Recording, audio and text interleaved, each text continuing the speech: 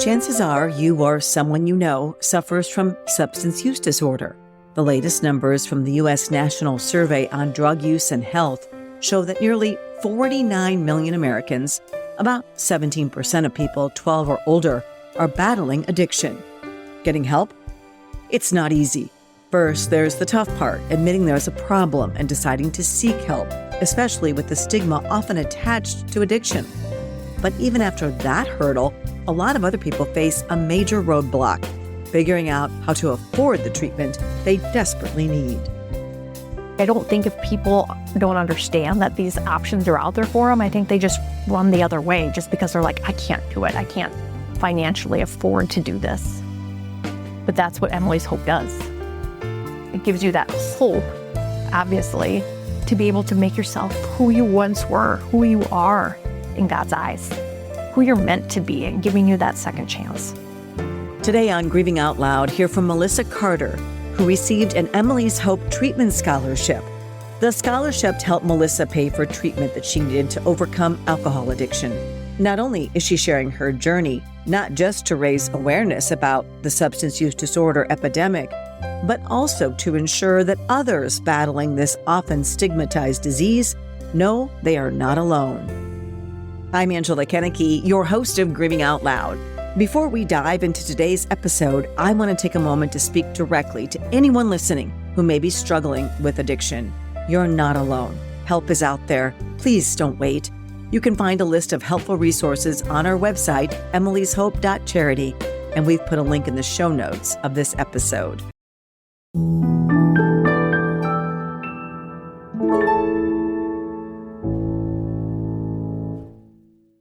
Now, contrary to what you may think, out of the nearly 49 million Americans struggling with substance use disorder, the majority have a job. That's according to the National Survey on Drug Use and Health. You may not even notice that they're battling the debilitating disease. For most of Melissa Carter's struggle, that was true.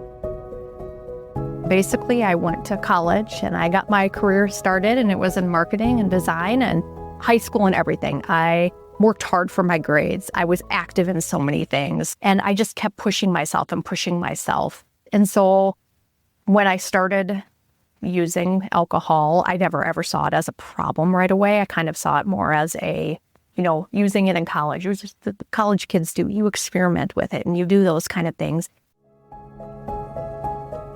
Looking back, Melissa can see the warning signs of her drinking in college, even though she didn't realize at the time it was a problem. Just because I always overconsumed. I never had a button that would stop. Like when I went to go and drink or go have fun with my friends or whatever, either I was completely responsible and just didn't drink, but when I did drink, I always drank to excess. I always drank to the point where I was drunk and I would get behind the wheel of a car and drive.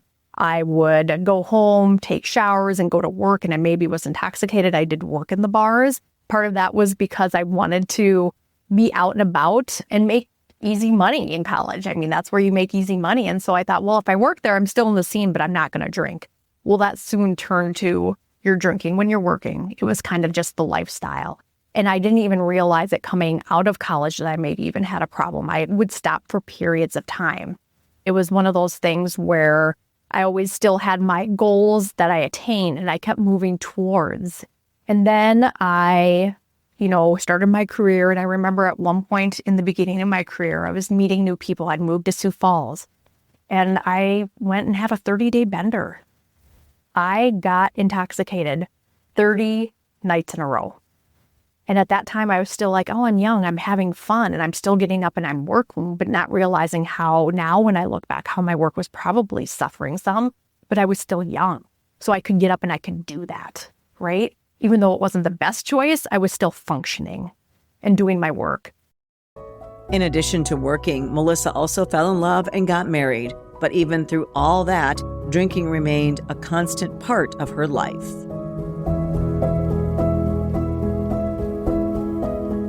We were a couple that entertained. We were a couple that loved to go to Okoboji. We were a couple that always wanted to go out with friends. And I didn't really realize at that time either that it was so much of a problem.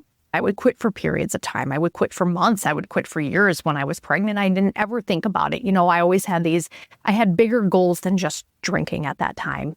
And then it got to a point where life happened and I started making bad choices. And I even expressed on a few occasions that I thought I might start having a problem. But I never thought it would get to that point because I was educated and I knew better until it got to that point. I started drinking more hard alcohol and realizing that sometimes I was blacking out and not remembering what was happening the next morning. Waking up on the opposite end of the bed and, not even being aware of necessarily like how I got there, why I was laying in that position, what was really happening. And I remember sitting in a garage and saying, I think I might have a problem, but I'm not sure. So then when I thought that to myself, I would quit for a period of time. But every single time I started again, it just got worse. I started to drink on the job. I started carrying small bottles in my purse. I started to mix it into not necessarily but in coffee mugs so nobody could see it. When I went home, I always was like, it's happy hour. We can have a drink. I'm going to prepare dinner and I'm going to have a drink. Some days I would just have one or two, but some days it would be more than that. And then I started mixing stronger. So what would be a normal one-shot drink was often half of a glass of alcohol. It was just like every night. And I would tell myself, you know what? I'd wake up and I'd feel horrible the next morning. And I'd be like, I'm not doing this again. I can make it through today and I'm not going to drink anymore. And by noon, I was like, oh, well, maybe if I just have one. Maybe if I have one. So I'd go out and I started buying small boxes of wine and I would carry them in my car. I would drink in the car all the time. Again, carry them in my purses into work. I had multiple hiding places in my home to the point that my daughter started finding them. I would hide them in shoes and closets. I would hide them in my office in multiple drawers, anywhere I could put it where I didn't think people were seeing it. And as my, now ex-husband was present in that situation, he would put his alcohol somewhere else. But if I wanted to find it, I was going to find it. And I would continue to drink it. In 2019, Melissa was hit with another devastating challenge, stage 3 breast cancer. She's not sure if her drinking played a role, but the World Health Organization does point to alcohol as one of the biggest modifiable risk factors for the disease. When I was diagnosed with the stage 3 breast cancer, I looked at the causes. And so I had that overwhelming sense of I did this to myself. And I stopped during that period of time. I stopped during all my treatment. I felt actually quite amazing. My life seemed to start improving. I was in devotions every single day. And that's always been a big part of my life, but I really just dove into that at that time. And I felt so good. And I'm like, well, this is a no-brainer. Like, why would we, continue drinking if you feel good? For more than half a year, as Melissa underwent chemotherapy, she didn't drink. But then COVID hit. And we were stuck at home. And it was one of those things where I was like, oh, I'm just going to have a glass of wine. And that glass of wine's turned into more, and then eventually turned into bottles. And I started to really get down on myself because I knew my lifestyle had to change and I couldn't do it, but I didn't want to stop. Melissa just kept getting hit with challenge after challenge. First, it was her struggle with substance use disorder. Then came cancer, then COVID. And just as she thought things couldn't get any harder, her marriage fell apart. And I still wasn't done with cancer treatment. I wasn't working full-time. So I was trying to secure a full-time job to provide insurance for myself, possibly for my daughter at that time. And I was also going through surgery, so I couldn't work full-time because I was going through surgery. So there was a lot of dynamics and a lot of factors of change in my life, and I simply could not cope with it. Right. So you turned to alcohol to cope. So I turned to alcohol to cope. But because I had done it so often and so much I was able to stop, I didn't really realize the impact that it was having on everybody around me or even myself, because I thought I could stop, because I thought I was smart enough to stop. I knew the effects of alcohol. I have alcohol in my family. I had a grandfather that had it. I seen that kind of growing up. We were kept somewhat sheltered from it, but I was aware of it because my dad was the one who helped take him to treatment. My dad chose not to really drink because of that. And, I didn't see a lot of it in my own personal family, immediate family, my parents and my brothers and stuff. But I was always just the one who was having fun, just having a good time. But you definitely have that hereditary factor. Definitely have the hereditary What I find factor. so interesting was that my grandfather started a branch of Alcoholics Anonymous back in 1950s when nobody was doing that, and he helped so many people. And I always heard about my grandfather being an alcoholic. And so I know those are in my genes. But I have that stop thing where you said you didn't have it, right? Where it's different then. So I think it can be genetic. If I have a couple of drinks, I'm like, okay, I'm done now. You didn't have that. I didn't have that. I would keep going. And I think that's got to be genetic. I would pass out. I'd always pass out. I wouldn't be vomiting necessarily, but I'd feel so miserable the next day. Like the pounding headaches, the foggy head, just absolute guilt and shame and not wanting to do it, but not knowing how to stop.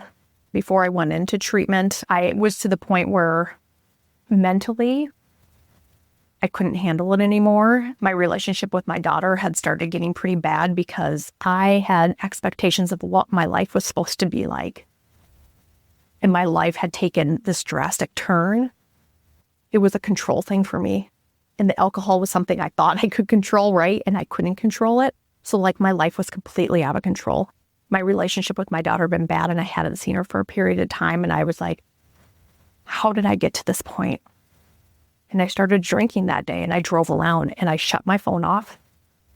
And I had said, before I shut my phone off, I sent a song to my closest friends and family members, basically saying, I don't know if I can do this anymore, which prompted everyone being afraid I was going to commit suicide. But I thought so many times that would be the easiest way to go. I wasn't planning on doing it, but I thought, God, if you could just make it, just stop it. If you could just bring back my cancer and let me go out naturally like that, so I don't have to feel like this inside all the time. Well, my heart goes out to you because to deal with cancer, to deal with the pandemic, to deal with the loss of your marriage breaking up, and your relationship with your daughter in chaos, I mean, that is a really tough place for anybody to be. And you can understand why somebody may turn to substances to relieve the pain. Mm-hmm. That's all I wanted. I wanted to find out who I was anymore, but I didn't know who I was. I lost who I was. I wasn't a mom. I wasn't sure where I belonged in the workforce. I wasn't sure what I wanted to do with my life. I lost my husband. I lost my body. I really had no idea on the inside who I was anymore. And I really, looking back now, I see I lost my identity because I lost my boundaries in my life. I took so much time taking care of other people and trying to fix other people and other problems that weren't mine that I totally forgot to take care of myself and keep my own boundaries. Are you passionate about keeping kids safe and informed? Emily's Hope is proud to introduce our K-5 substance use prevention curriculum, designed to educate young minds about the dangers of substance use. This engaging program lays the foundation for a healthy future.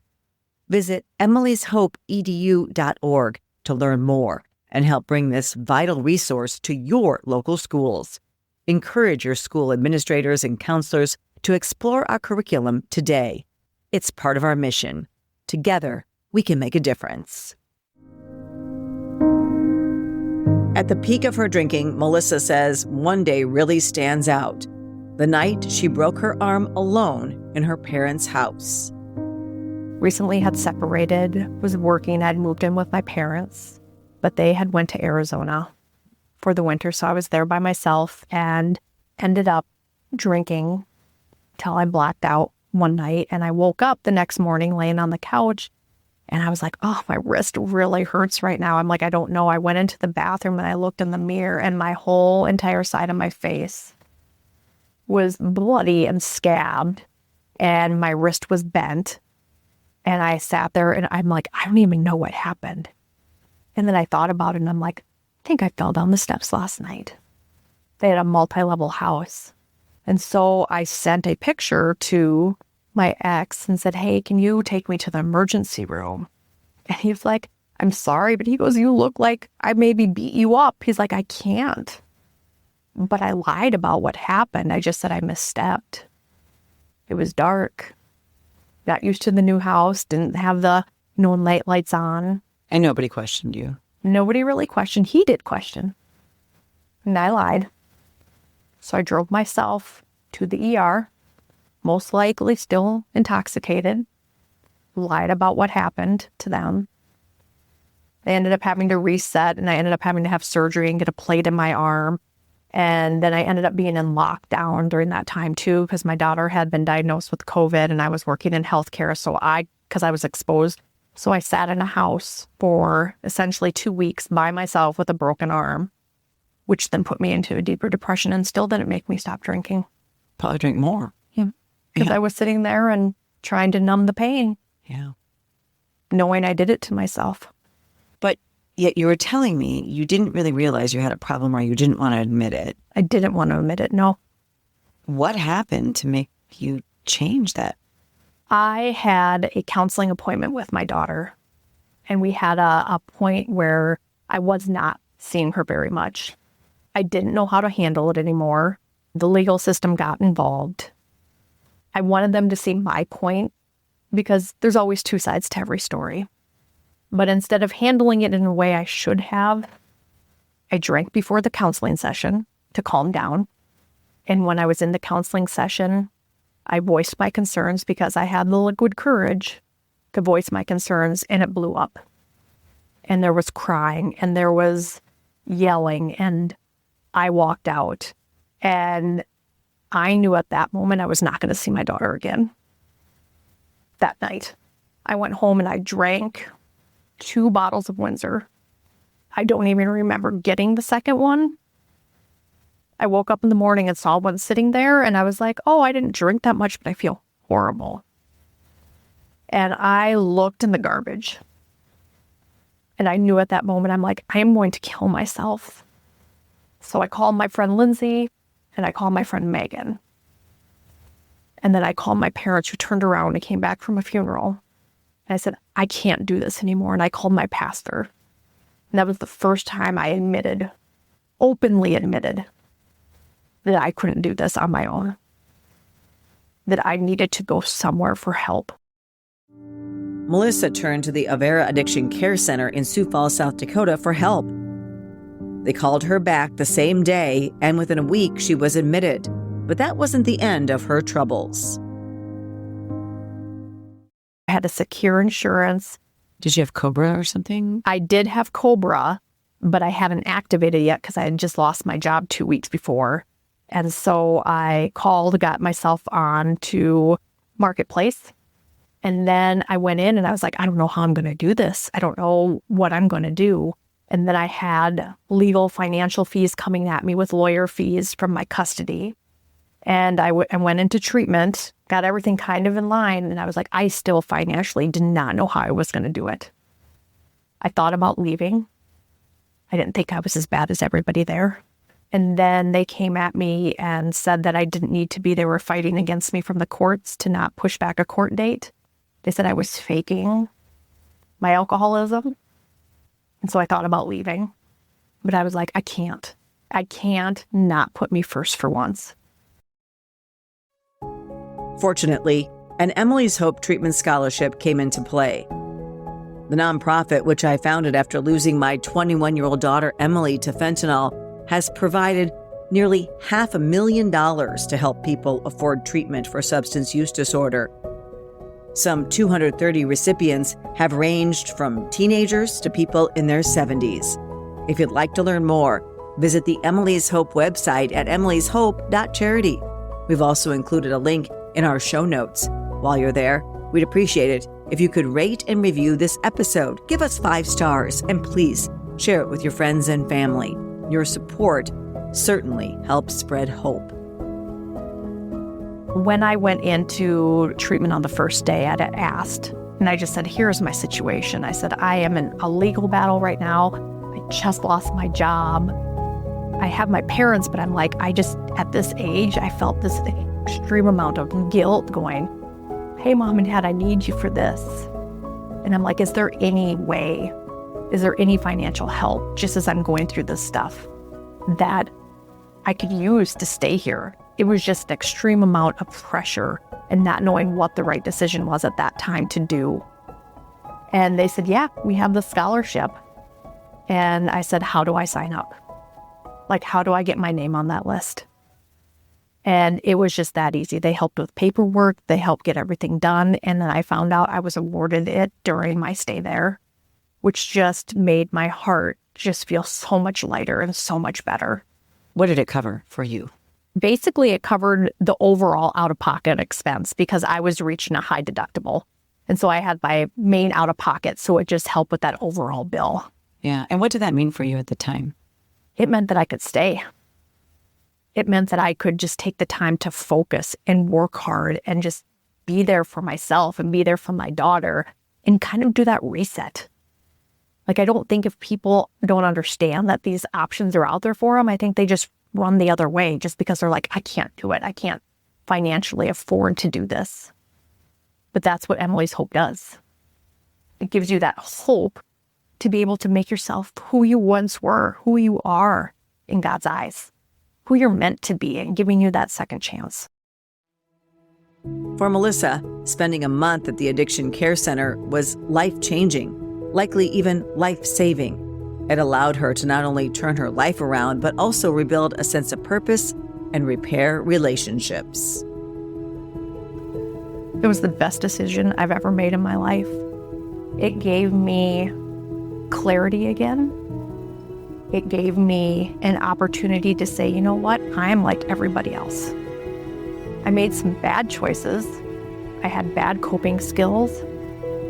I see the reasons why now. I had amazing counseling.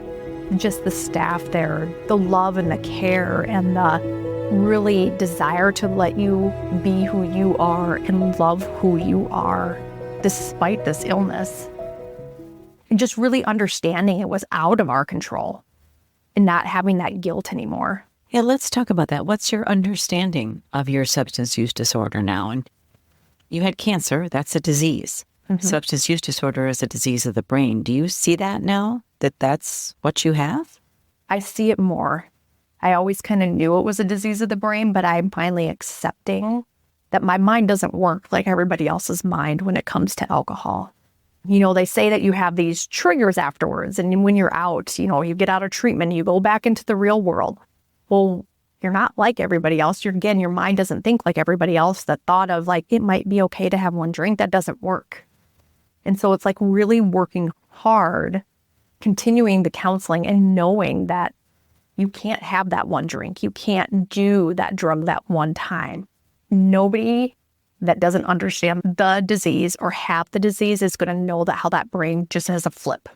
It's a switch. And there's been times that has crossed my mind, boy, I really would like to just sit out on my back patio and have a drink. Boy, I would love to have wine with dinner. But then there's that part of me that goes, it'll never stop. And I don't want to feel the shame and the guilt. And I don't want to go down and emotionally break my relationships like I did before and go into that really dark place. Yeah, you don't want to go back there. No. So what keeps you in recovery now? The joy I have found. Honestly, the joy I have found. I am very conscious every day of the choices I make. I do counseling yet. I've rebuilt my relationship with my daughter. And it's been a lot of hard work. I did not even have contact with her for 7 months at all.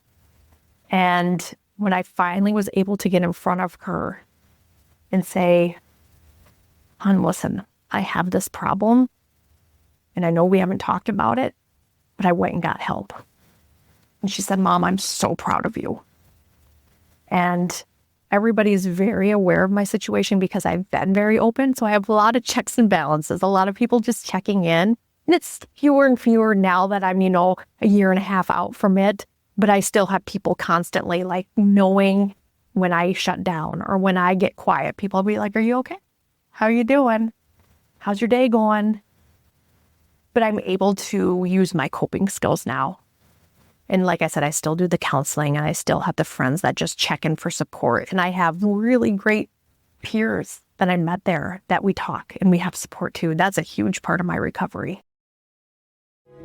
Melissa says her strong Christian faith also keeps her in recovery. Not only does she have a strong church community supporting her, but leading a youth group also gives her a sense of purpose. And that has just been a big part of my life. And I had to take a step back when I was really in my deep use, more because I was embarrassed. And I was finding myself sometimes drinking before I went there, sometimes carrying it in my cup there too. And I finally just had to put a halt on it because I'm like, this isn't fair to them. And it really felt like a very, again, dark place in my life because I always loved doing that, and it was another change I was going through. So now that I'm back and feeling good about where I'm at in life, I have rejoined and I sit on the board, and it's just another way to keep me accountable and just keep God at the center of my life and just relying on faith to kind of pull me through, and just love working with the youth. I've actually shared my story with them as well on how God really came through in this story. Like, he took something that was super dark and he made it into something really, really good. And why do you say that? Why do you say really, really good? Because nobody loves to tell their story of shame and of guilt. But I feel the more we keep it quiet, the more people don't see that it's real and it's out there and it's every day and it's in people that you don't expect it. I had so many people say, I would have never guessed. You seem like you always had it together. And why I put on this really great face right away, inside I was dying. I was miserable inside. But I presented really, really well until I didn't present well anymore. You couldn't keep up the facade. I could. And now I don't have to keep up a facade. I can be me, and I can be like, this is what happened, but guess what? You can get help. We have the opportunity with Emily's Hope to get the help.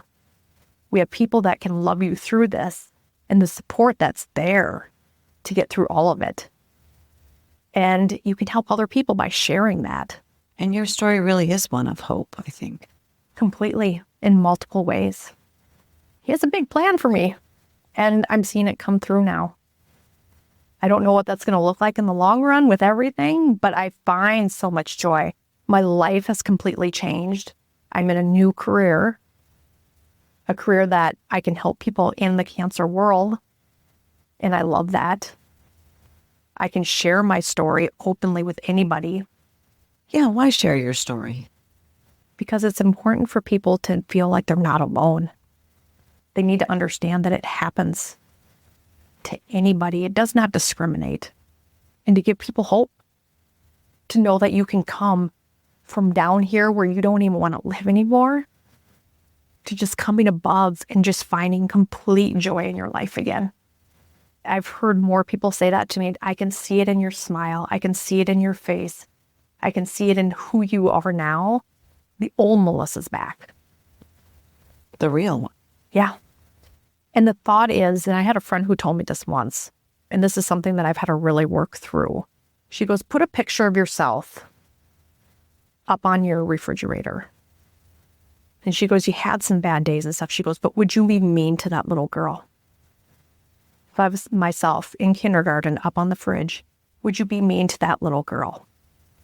So don't keep beating yourself up because you made some bad choices. Well, and it's not just about choices. This is your brain reacts differently to alcohol than my brain. And it is a disease of the brain. And so if you can look at it that way, you don't beat yourself up for having breast cancer. Nope. So you can't beat yourself up for having substance use disorder. No. And it took me a long time to get to that point. It took me even working through past for several months to even really deeply understand just the impact that it has on everyone and how it affects you differently. Like, you can learn everything in that 30 days, but then you take it past that and you keep learning. Keep learning. That's what we all need to do as our country faces a mental health and substance use disorder crisis. We want to thank Melissa for sharing her story, and thank you for taking the time to learn about substance use disorder. Together, we can work to reduce the stigma surrounding the disease and get more people into the treatment they need. Again, if you want to learn more about Emily's Hope or our treatment scholarships, you can find a link in our show notes. On our website, you can also find resources for getting help, the latest news on addiction and the opioid epidemic, and details about our K-12 substance use prevention curriculum. I want to thank you again for listening. Until next time, wishing you faith, hope, and courage.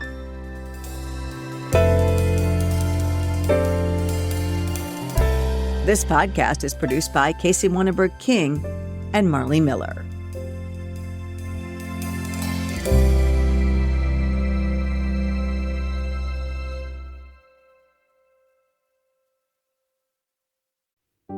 Are you ready to protect the next generation from the dangers of substance use? Emily's Hope has created a comprehensive K-12 substance use prevention curriculum designed to educate, empower, and equip students with the tools they need to make healthy choices. Our age-appropriate lessons start in kindergarten and build through high school, using science, real stories, and interactive learning to help kids understand their bodies, brains, and risk of drug use. We're already reaching thousands of students across multiple states, and we're just getting started. Visit emilyshopeedu.org to learn more and share our curriculum with your school administrators and counselors. At Emily's Hope, we believe prevention begins with education. Let's work together to keep our kids safe.